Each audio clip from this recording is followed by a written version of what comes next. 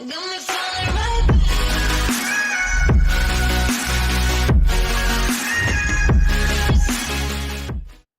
guys, Atomic Deadman here and welcome back. It has come to my attention from my previous video, Crackdown 3, We've Got It All Wrong, that a lot of fans of the Crackdown series are fairly upset with the upcoming title.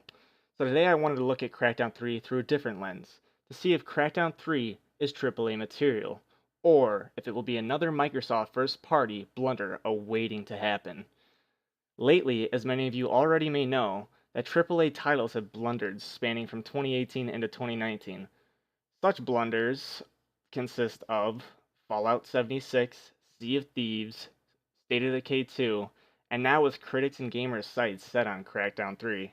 It is no coincidence that a majority of these AAA blunders were first-party exclusives of Microsoft themselves. From the cancellation of Scalebound to the shutdown of Lionhead Studios that created the beloved Fable franchise.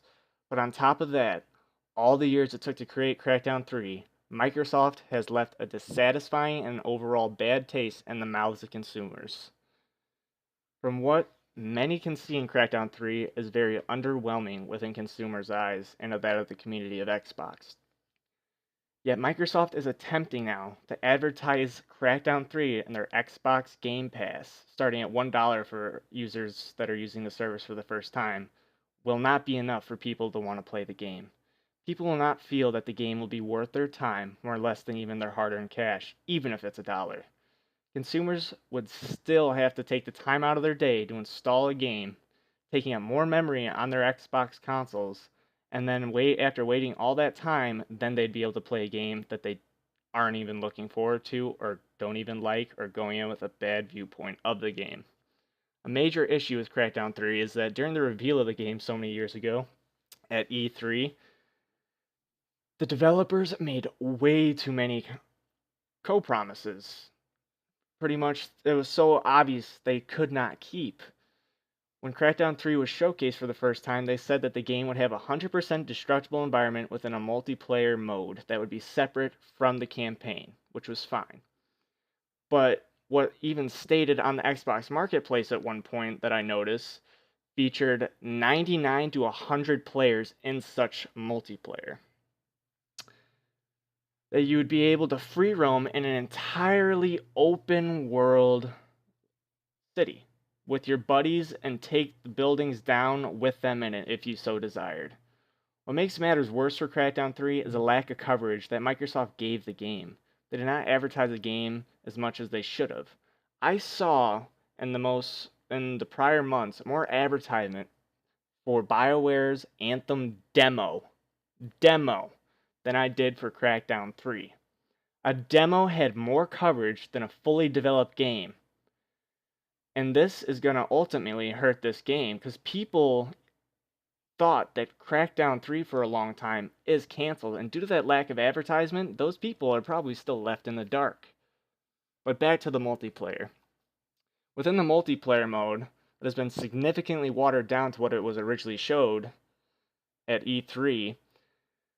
Crackdown 3's multiplayer looks atrocious compared to what they showed so many years ago. It has a small chunk of a Tron-themed cityscape that players can run through like it is a city of glass. People who have had early access to the game have even stated that there's absolutely no weight to bashing through buildings. The buildings feel like, end quote, paper more than concrete or metal.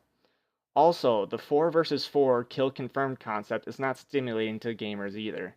There is also an auto-locking system that you are forced to have to slowly chip away at another player's health until they die.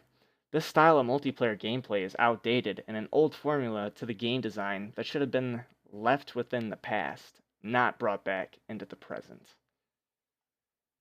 Even if this game wasn't originally sold and for its multiplayer, the campaign has also been reported to be a letdown as well. The time it takes to complete the campaign is roughly 15 hours. 15 hours! Are you serious? Many have even gone to the lengths of stating how Crackdown 3 looks like an, end quote, empty Saints Row, which I cannot blame them at all. If you look back at Saints Row 1, a first-party exclusive of Microsoft on the Xbox 360, it was rated an 8.3 out of 10 by GameSpot and 81% by Metacritic.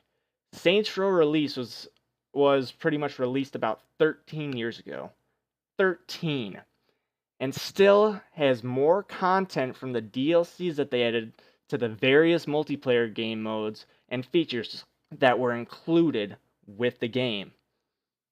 Overall, Crackdown 3 was set to fail due to Microsoft's poor business decisions of this console's generation, from pulling the plug on Scalebound to closing Lionhead Studios and all of their first-party exclusives bombing hard. Crackdown 3 took way too long, which let all the hype during that development surrounding the game quickly fade away into nothing.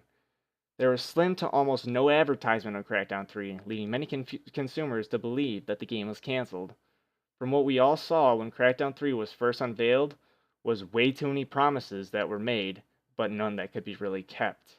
The multiplayer and destruction has immensely been downgraded, leaving players to find it dull and the campaign being way too short. From what seems to be inevitable, Crackdown 3 looks to fail before it even hits store shelves. Another blunder for Microsoft, a major AAA game under their belt set to bomb hard. Guys, let me know your thoughts and opinions of Crackdown 3 are. Are you going to buy it, try it, give it a shot, leave it alone, not touch it, wait for reviews? What are you going to do? Your opinion matters to me, so please let me know down in the comment sections below. Also, if you are new to the channel, be sure to hit that subscribe button to see more future content. And if you enjoyed the video, be sure to drop a like. Thanks guys, and I hope you all have a good one.